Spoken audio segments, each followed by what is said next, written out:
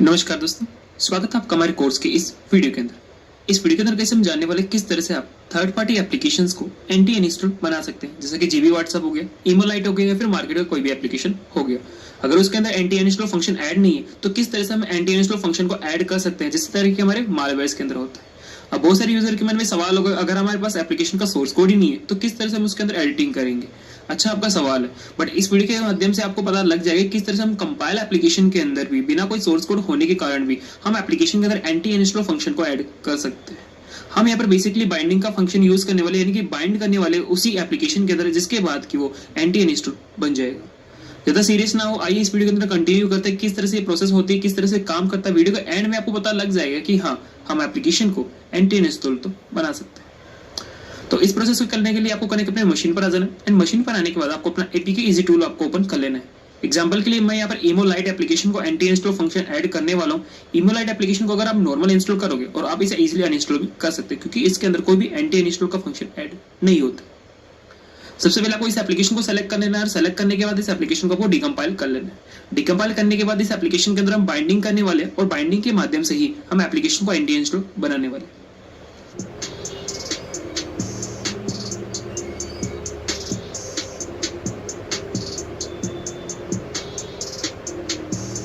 Application को डिकम्पाइल होने के बाद मैं इसे ओके कर लेता हूँ, और हमारे एप्लीकेशन के फोल्डर को हम ओपन कर लेते हैं एपीके इजी टूल के अंदर। और यहाँ पर आप देख सकते हो हमारे पास ये एप्लीकेशन हमारा फोल्डर। बट एप्लीकेशन को डिकम्पाइल होने के साथ साथ अब आपको एक और एप्लीकेशन को डिकम्पाइल करना होगा, जो कि हमारे पास है एंटी अनइंस्टॉल। जब आपने हमारे meet with black hat course को देखा तो इस एप्लीकेशन के अंदर हमने स्पाइनोड, मेटास्प्लोइड, लेमन, एमथ रेड इन सबको बाइंड करके आपको दिखाया था। तो अब इस वीडियो के अंदर क्या करने वाले कि इस एप्लीकेशन को हम इमोलाइट एप्लीकेशन के अंदर बाइंड कर देंगे, और इस एप्लीकेशन के फीचर्स के कारण इमोलाइट जो एप्लीकेशन है वो भी एंटी अनइंस्टॉल बन पाएगा। सबसे पहले इस एप्लीकेशन को सेलेक्ट करके हम करते कैसे डिकम्पाइल कर लेते हैं, और डिकम्पाइल करने के बाद किस तरह से करना होगा वो आगे हम कंटिन्यू करेंगे।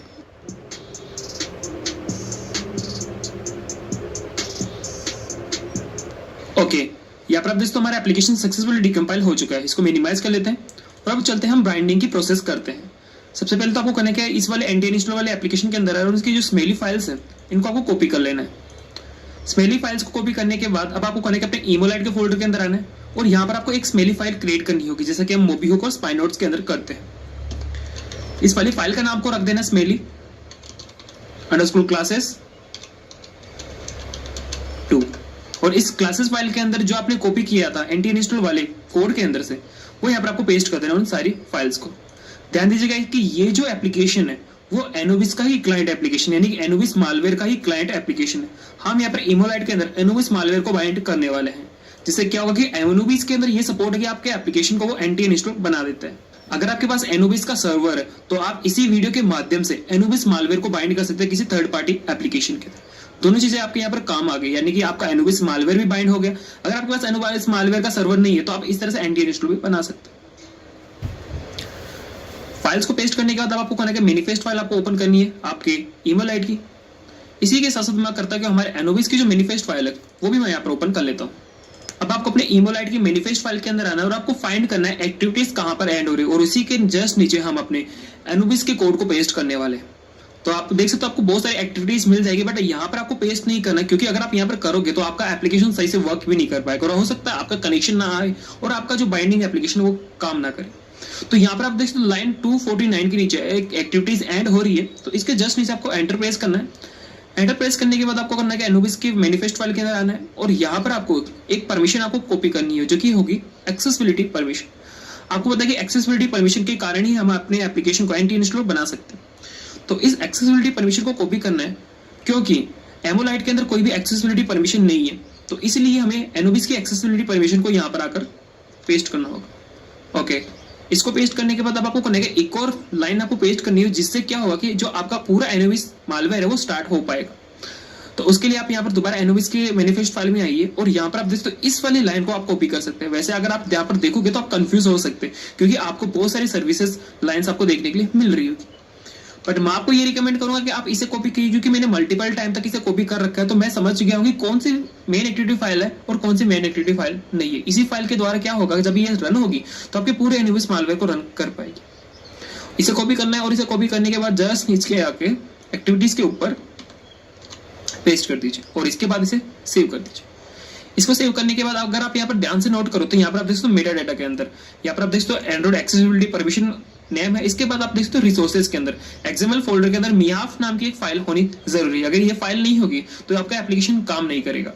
तो मियाफ फाइल हमें कहां पर मिलेगी, हमें मिलेगी ये एनोबिस की रेस्ट फोल्डर के अंदर, एक्सएमएल फोल्डर के अंदर आना है और इस मियाफ वाली फाइल को कॉपी कर लेना है, पैड के अंदर आना है, रेस्ट फोल्डर के अंदर आना है और यहाँ पर आपको इसका भी एक एक्सएमएल फोल्डर मिल जाएगा। तो यहाँ पर आकर इसे पेस्ट कर सकते हो। सेम इसी तरह से हमने भी इसको समझा दिया कि जो मियाफ नाम की फाइल है वो एमोलाइट के रेस्ट फोल्डर के एक्सएमएल फोल्डर के अंदर। इतना सा करने के बाद अब आपको करना है कि इसकी मेन एक्टिविटी फाइल आपको ओपन करनी है, कौन सी, जहां पर हम पे पेस्ट करेंगे हमारे एनोबिस के कोड को। तो हमारे जो मेन एक्टिविटी फाइल है ईमो की, वो यहाँ पर आपको ईमो के फोल्डर के अंदर मिल जाएगी, कॉम ईमो, इसके बाद एंड्रॉइड ईमो IM, इसके बाद एक्टिविटीज और यहाँ पर आपको होम डॉट स्मेली फाइल देखने के लिए मिल जाएगी और इसी के अंदर आपको लॉन्च वाले एक्टिविटीज का कोड आपको पेस्ट कर देना है। यहाँ पर आपको सर्च कर लेना ऑनक्रेट, यहाँ पर आप देखो आपको मिल गया इनवॉक सुपर। यहाँ पर आना है, इसके नीचे एंटर प्रेस कर देना है। एंटर प्रेस करने के बाद अहमद का कोड मैं इसे यहाँ पर कॉपी कर लेता हूँ, जो कि बाइंडिंग का सभी का सेम कोड होता है और यहाँ पर आकर इसे पेस्ट कर देते हैं। दो चीजें आपको चेंजेस करनी है। सबसे पहले तो जो ईमो की फाइल नेम है उन सबको आपको रिप्लेस कर देना है यहाँ से और यहाँ तक। साथ ही यहाँ पर आप देखिए तो अहमद की फाइल्स को पॉइंट कर रहा है, बट हमारे पास अहमद की कोई फाइल नहीं, हमने कोई अहमद का रेट बाइंड नहीं किया, हमने किया है यहाँ पर एनोबिस का रेट। तो आपको करने के इस वाले कोड को कॉपी कर लेना है और यहाँ पर आकर इसे पेस्ट कर देना है एल से पहले। अब आपको करने के जो डॉट्स है इन सबको डिलीट कर देना है और उसकी जगह आपको स्लैश लगा देना है, कुछ इस तरह से। Okay, final successfully. अब इसको आपको सेव कर देना है और सेव करने के बाद हमारा काम यहाँ पर ऑलमोस्ट कंप्लीट हो चुका है। अब इसके बाद हम इसको मिनिमाइज कर लेते हैं, इसको मिनिमाइज कर लेते हैं और हमारे एप्लीकेशन को हम कंपाइल करने वाले हैं। तो मैं एप्लीकेशन को सेलेक्ट कर लेता हूँ यहाँ से लाकर, ओके, और इसमें ड्रैग एंड ड्रॉप कर देता हूँ। इसके बाद हमारे जो एमोलाइट एप्लीकेशन इसको हम कंपाइल कर लेते हैं एंड कंपाइल करने के बाद हमारे एंड्रॉइड फोन पर भी टेस्ट करेंगे क्या सक्सेसफुली एंटी अनइंस्टॉल बन पाता है कि नहीं। तो हम थोड़ा सा वेट कर लेते हैं।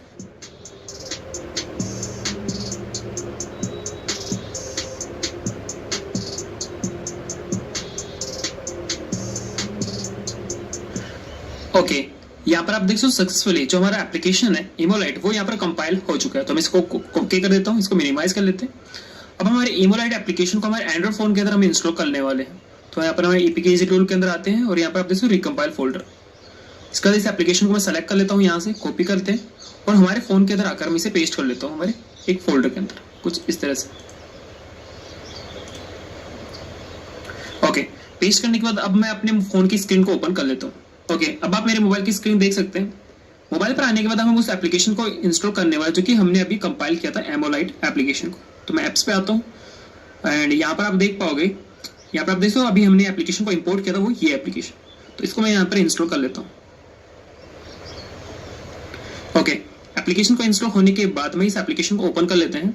जैसा कि देख सकते हैं हम यहाँ पर ये वर्क कर रहा है कि नहीं। ओके, परमिशन को मैं अलाउ कर देता हूँ एंड आप देख सकते हो कि इमोलाइट एप्लीकेशन सही से वर्क कर रहा है। साथ ही अगर हम चले इसकी सेटिंग के अंदर, अगर हम इसे अनइंस्टॉल करने की कोशिश करें, जैसा कि मैं यहाँ पर आता हूँ ऐप इन्फो के अंदर और इमोलाइट के अंदर, तो यहाँ पर आप इजीली हम इसे अनइंस्टॉल कर सकते हैं। बट अगर हम इस एप्लीकेशन को एक्सेसिबिलिटी परमिशन देते जो कि हमने एनोबिस की इंपोर्ट की थी,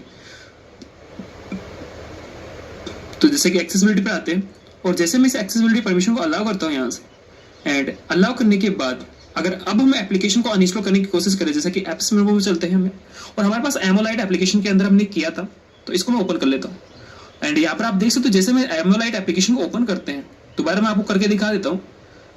इमोलाइट एप्लीकेशन को अनइंस्टॉल करने की कोशिश करते हैं तो यहाँ पर आप देख सकते हो हमें दोबारा रीडायरेक्ट कर देता है होम स्क्रीन पर। एक बार मैं आपको दोबारा दिखाने के लिए दोबारा इस पर आते हैं और यहाँ पर एमोलाइट एप्लीकेशन को ओपन करते हैं तो यहाँ पर आप देख सकते हो ये दोबारा हमें बार बार रीडायरेक्ट कर देगा। अगर मैं रिसेंट से क्लियर कर दूँ इसे, रिसेंट से क्लियर करने के बाद दोबारा हम सेटिंग का आते हैं, ऐप इन्फो पर चलते हैं और इमोलाइट को ओपन करते हैं, तो यहाँ पर आप देख सकते हो हमें अनइंस्टॉल करने ही नहीं देगा। तो इस तरीके से आप ना कि इमोलाइट बल्कि आप किसी भी एप्लीकेशन को एंटी अनइंस्टॉल बना सकते हैं, चाहे फिर आप जीबी व्हाट्सएप यूज करें, विडमेट यूज करें या फिर कोई भी एप्लीकेशन हो आपके पास, उसे आप एंटी अनइंस्टॉल बना सकते हैं। आई होप कि इस वीडियो के अंदर आपको समझ आ गया होगा। इसे अनइंस्टॉल करने के लिए आपको करना है सेटिंग के अंदर आना है और सेटिंग के अंदर आने के बाद जो एक्सेसिबिलिटी परमिशन है इसे आप ऑफ कर सकते हैं। ओके, मैं इसे ऑफ कर देता हूँ। ऑफ करने के बाद बैक आते हैं एंड बैक आने के बाद अब आप इस एप्लीकेशन को अनइंस्टॉल कर सकते हैं, जैसा कि कुछ इस तरह से। देखा आपने एनोबिस मालवेयर के कोड को हमने इमोलाइट के अंदर इंपोर्ट कर दिया, इसके अंदर बाइंड कर दिया और उसके बाद हमारे इमोलाइट एप्लीकेशन को हमने एंटी अनइंस्टॉल बना दिया। तो आई होप कि इस वीडियो के अंदर आपको सारे डाउट क्लियर हो गए होंगे कि किस तरह से हम थर्ड पार्टी एप्लीकेशंस को भी एंटी अनइंस्टॉल बना सकते हैं।